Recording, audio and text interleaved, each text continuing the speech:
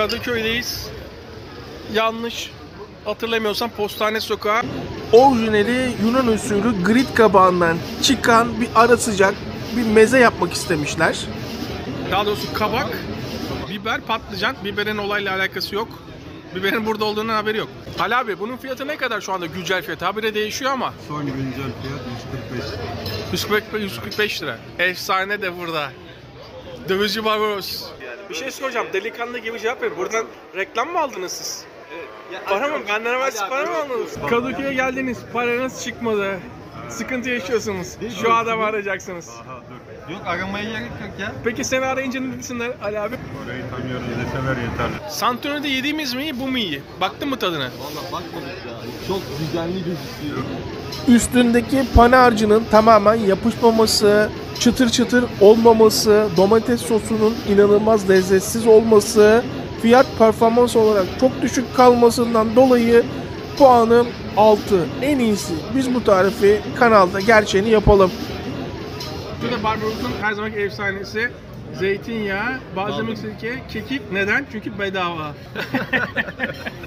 Neden bedava? Araya öyle şeyler sıkışması da güzel değil mi? Yani tabii. Bakırköy'de Dövizci Barbaros, Kadıköy'de Ali Bey. Gelin hesap bu. Pahalı veya değil siz karar verin. Takdir sizin. Merak edenler için benim puanım 10 üzerinden servis 4, fiyat performans 5, lezzet 6.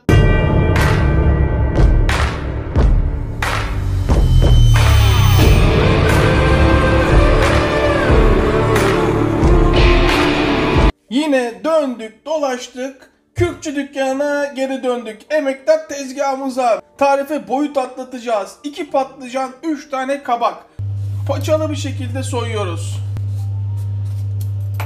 Paçalı soy. Hemen diğeri. Tabii ki şu kabuk bölümünü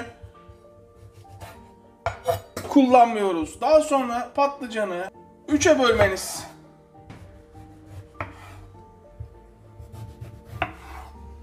Ne çok kalın, ne çok ince. Bakın, aynen bu kalınlıkta görüyor musunuz? Çok iyi tuzlamanız. Çok iyi tuzlayın. Havlu kağıt, üstüne havlu kağıt kapatıp bunu köşede 15-20 dakika bekletiyoruz. Sıra kabaklara geldi. Kabakların hemen şu kafasını kestikten sonra, bu arada çok iyi yıkadık. Arka tarafını da kesiyoruz. Daha sonra kabaklar küçük olduğu için sadece ortadan ikiye kesiyoruz. Ortadan ikiye kestikten sonra şöyle dikleştirip hemen hemen hepsi aynı kalınlıkta. Tuzla bütün kabağın fazla suyu çıksın. Aynı patlıcan gibi. Bu da burada 15 dakika sırasını beklesin. Bu arada saat gece 2.30. Ölçülü yapalım. 2 şekil yapacağız. 3.30'da maç var Arjantin Ligi'nden. 1 su bardağı un. Doğrusunu yapacağız. 2 şekil göstereceğim. Bakın mekanlarda nasıl yanlış satıldığını, esasında lezzetli ve doğru nasıl yapıldığını göreceksiniz. Mısır unu. Mekan sahipleri siz de takip edin. Uydurmasyon olmasın. 1 su bardağı mısır unu. Patlıcanla kabağı tuzladık ama hiç önemli değil. Tuz bayağı lazım bize burada. Tabii ki tuz opsiyonlu, karışmam. 2 çay kaşığı tuz. 1 çay kaşığı karabiber. 2 çay kaşığı kırmızı toz biber ve kekik. 1, 2, 3 çay kaşığı kekik. Karıştır. Patlıcanlarda en ufak bir kararma yok. Hemen unun içine. Nasıl terlemiş görüyorsunuz. Acı suyunu bırakmış. Patlıcanların yarısını burada kullanıyorum. Diğer yarısını diğer metot için buraya bırakıyorum. Unla. Tamamen unlansın. Tamamen. Patlıcanları iyice unladıktan sonra bakın şöyle köşeye dizdim. Görüyor musunuz? Fazla un burada. Sıra kabaklarda. Kabakların sadece yarısını yine. Kabakların yarısı burada. Yarısını unladım. Yarısı diğer malzeme, diğer yöntem için. Hangisini beğenirseniz onu yaparsınız. Kabakların da çok iyi unlandığına emin olun. Bakın. Bir yanlış anlaşılma yok değil mi? Bu taraf patlıcan, bu taraf kabak. Sorun yok değil mi şu ana kadar? Görüntü bu. Şöyle 1, 2, 3, 4 yemek kaşığı unla başlıyorum. Mısır unu katabilirsiniz. 1,5 yemek kaşığı. Fakat bu da lezzet versin diye. İsterseniz komple buğday unu da kullanabilirsiniz. 1 yumurta. Soda. Sodanın ilk başta yarısı. Şimdi beraber bakalım. Ne kadar koyu görüyor musunuz? Olmaz. Devam. Bir sodayı boşaltalım. Bakın çok sulu oldu görüyor musunuz? Koray diyor çok sulu oldu. Soda fazla geldi diyor. Şöyle 1 yemek kaşığı daha un kullanalım. Yine akışkan ama biraz daha istiyor. Şöyle 1,5 yemek kaşığı daha. Kaşıkta kalmıyor ama kopmuyor. Tam istediğim bu. Kabaklar içine. Patlıcanlar içine. Şimdi burada tamamen sosla kaplıyoruz. Ürün sosun altında kalacak. Yağın orta ateşte ısınmasını istiyorum. Bol yağ. Evdeki en soğuk suyu kullanıyorum. Elimdeki en soğuk suyu hangisi varsa. Elimi hiç korkuya alıştırmadan yarım yemek kaşığı karbonat kullanıyorum. Birinci yöntem Yunan tavernalarındaki birebir aynısı. Kontrol edelim bakalım yağımız ısınmış mı? Yağ ısınmış gördüğünüz gibi. Patlıcanla başlayalım. Patlıcanın bir tanesini yine şöyle bir unlayalım. Unladıktan sonra fazlasını akıtıyorum ununun ve yanlış görmüyorsunuz karbonatlı suya batırıyorum. Suyunu şöyle bir akıtıyorum ve yağın içine. Koray, neden karbonatlı su kullanıyoruz? Fazla ununu akıt. Üstündeki malzemenin çok daha iyi yapışması, üstündeki malzemenin yağa karışıp tortusunun kalmaması, yağı daha çok kullanabilmek için. Eski ustaların geliştirdiği bir yöntem. Ya Koray normalde her yere su sıçraması gerekmez mi? Merak etmeyin. Görüyor musunuz nasıl yapıştığını? Yağın temizliğini görüyor musunuz? Birazdan daha net göreceksiniz. Çevir. Hayatınızda yediğiniz en iyi patlıcanı yiyeceğinize emin olabilirsiniz. Tek tek alıyorum bakın tek tek. Şunun lezzetsiz olma şansı var mı? Sıra kabaklara geldi. Yine akıtıyorum fazla ununu. Daha sonra hemen akıt. Kendinden uzağa.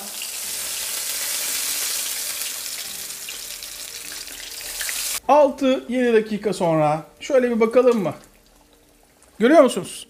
Tamamen üstüne yapışmış, yağ tertemiz. Tam söylediğimiz gibi kabakları da böyle alalım. Al hemen kabakları böyle. Sıra şu diğer ikinci yönteme geldi. İyice buluyorum, sağa sola bırakıyorum, daha sonra akıtıyorum ve yağ. Kabaklarla patlıcanları aynı anda kızartabilirim.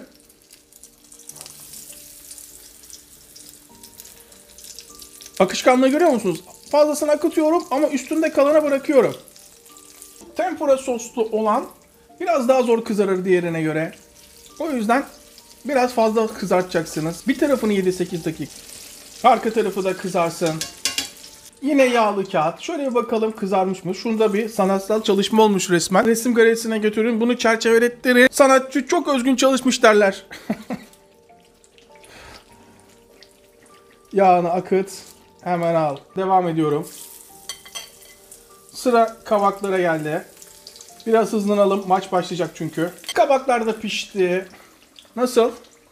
Herhalde ne kadar iyi kızardığını görüyorsunuzdur. Bunları da hemen şöyle alalım.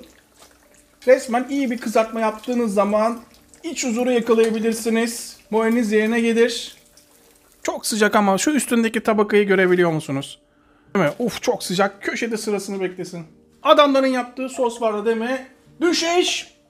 Yine açta kaybediyoruz. 2 tane sarımsağı ezerek. Sonra üstünden şöyle gelişigüzel 2 kere kesin. Yani 4-5 parçaya bölün. Hemen içeriye. Hemen içeriye. 2 yemek kaşığı zeytinyağı. Şöyle 1, şöyle 2. Sosu çok fazla yapmayacağım. Sadece göstermek için. 1 tatlı kaşığı domates salçası. Salçayı tamamen dağıttıktan sonra, tabiri caizse öldürdükten sonra Kışlık domates sosu varsa, yoksa domates kullanıyorsunuz. 2 domates rendeleyin. Bir tane domatesi de küçük parçalara bölüp soyarak içine atın. Ama kışlık sos varsa hiç gerek yok. 1 su bardağı.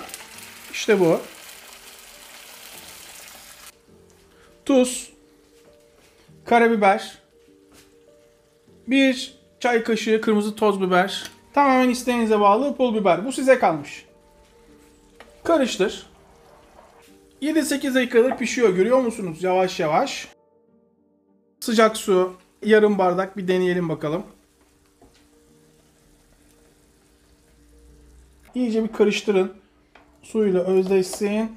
Altını kıs. O pişmeye devam etsin. 20 dakika pişecek. Hemen tabağımızı yapalım. Burası mutfak. Kıracağız, dökeceğiz, keyfimize bakacağız. Koray, ben kırdım döktüm, hanım beni evden kovdu. Yok efendim şöyle oldu böyle oldu. Bakın hanımlar, erkeklere iyi davranın mutfağa girenlere. Eğer hanım size böyle yapıyorsa tavayı tencereye alın, evi terk edin, bana gelin. Ben de yeriniz hazır. Hemen tabağı yapmaya başlayalım. Patlıcanlarla başlıyorum. Devam.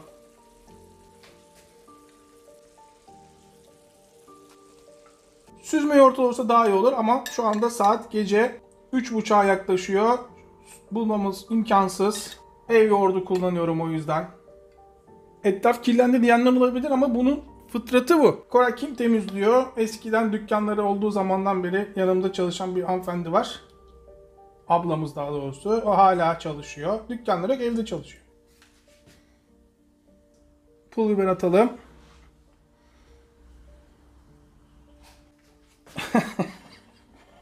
Nasıl gözüküyor? Bana sorarsanız şov oldu. Yani şunu en lüks restoranda yiyemezsiniz.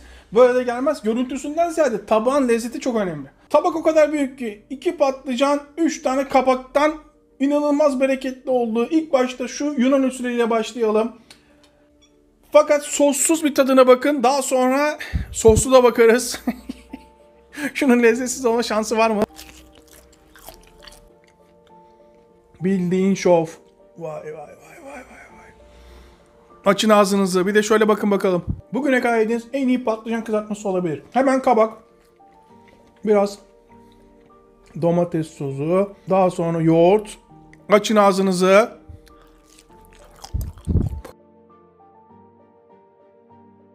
İş yerleri bunu mutlaka müşterilerinize sunun. Tabii bu kadar büyük yapmanıza gerek yok. 3 tane koyarsınız yeterli. Ama uygun fiyatlı olsun.